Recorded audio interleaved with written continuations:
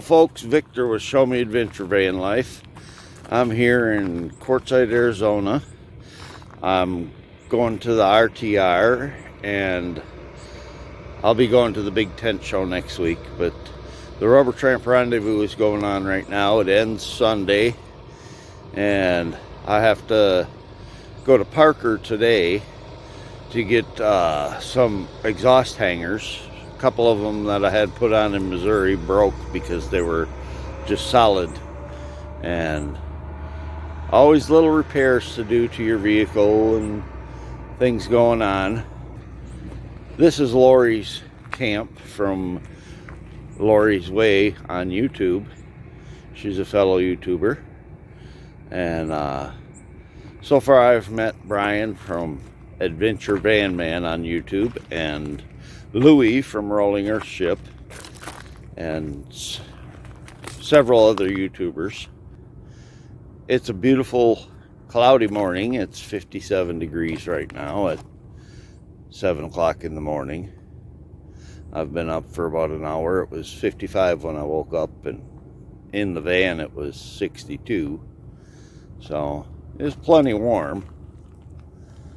But I'll catch y'all later.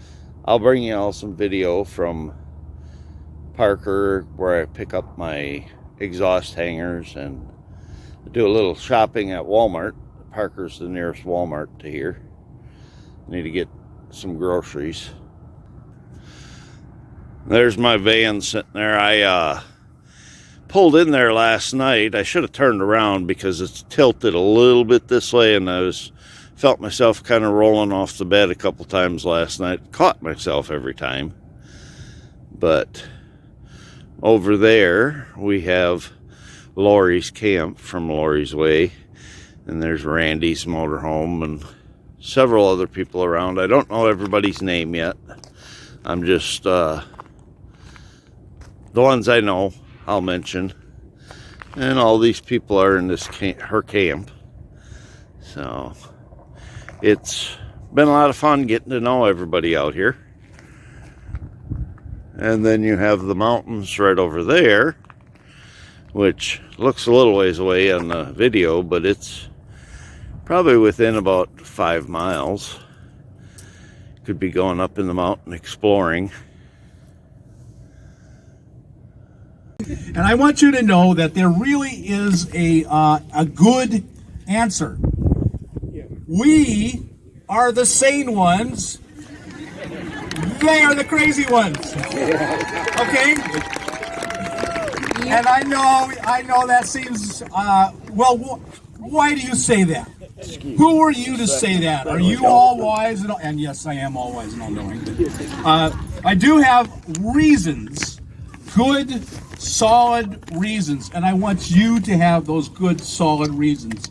Why, in fact, we are the sane ones, and the world is the crazy one. And so that's what we want to talk to today. And this talk is going to be almost entirely based on science. As I said earlier today, I'm a big believer in science. Michael. I don't have any problem basing my life on science. But now, because we're going to talk about science, I'm moving over here. The majority of people are over here, so I think I should stand over here. So I have no problem basing my life on science and using science as directing my life. You're going to get all kinds of science today. But at the same time, I want you to know that my life is based on spirituality. So if you hear the science today, and there will be a few of you who hear the science and you'll reject it for spiritual reasons, and that's fine. I want you to know that everything I believe and say and do is also based on spiritual reasons, but I've only got an hour and I can only cover one. And I hope to cover it fairly well, and so we're going to focus almost strictly on the science. And the spiritual aspect will come in a little bit. And so whatever your orientation is, I have a good solid reason why I believe everything I believe. And I'm not ever going to tell you anything that I can't back up with reasonable explanations or spiritual explanations. So let's get started. In 1995, as you've probably heard my story before, if I've inflicted myself on you in all the different ways I do that. I went through a divorce, and I hit a really low rock bottom. My life just kind of fell apart, and I think of it as a dark night of the soul. And so I was at this low point and had to find a new foundation to live my life by, because the old foundation had failed me. I was a failure in life. I went through this divorce. I couldn't, by the time I was paying her half of my income, I couldn't afford to live. We were fighting about the kids, about my being able to see the kids, and I just felt like a total, absolute failure and loser in life. All that society told me I should do, I had failed at. And according to society's terms, I was an absolute loser. I had never been a happy person. I had not been, I knew my life path was not the life path I should be following. I knew that intuitively. But this is what society said to do, and I did it. I did the American dream. I got a job. I worked at the job I was going to work at there my whole life and get old and retire and have golden years. And I got married and had kids, and I did what, as far as I knew, society told me to do. And I was a failure at it. So when I hit this very low point in my life, I needed to find a way that worked. I needed a way forward. My life was really, really miserable. And so I started living in my van because I could not afford an apartment any longer. I was living in the van. And at the same time, I started a new spiritual path. And I can't tell you which saved me. I was saved. When I say saved, if you're a Christian, you immediately think, well, you accepted Jesus Christ as your Lord and Savior. I've been a Christian nearly all my life, many, many years ago, accepted Jesus Christ as my Lord and Savior, and that had not worked out for me well at all. And so part of what I had to do in 1995 was to abandon that spiritual path and start a whole new spiritual path. And that's another story for another day. It's too long. So I moved into my van, and I started the spiritual path, and my life got a lot better. And for the first time in my life, I was happy.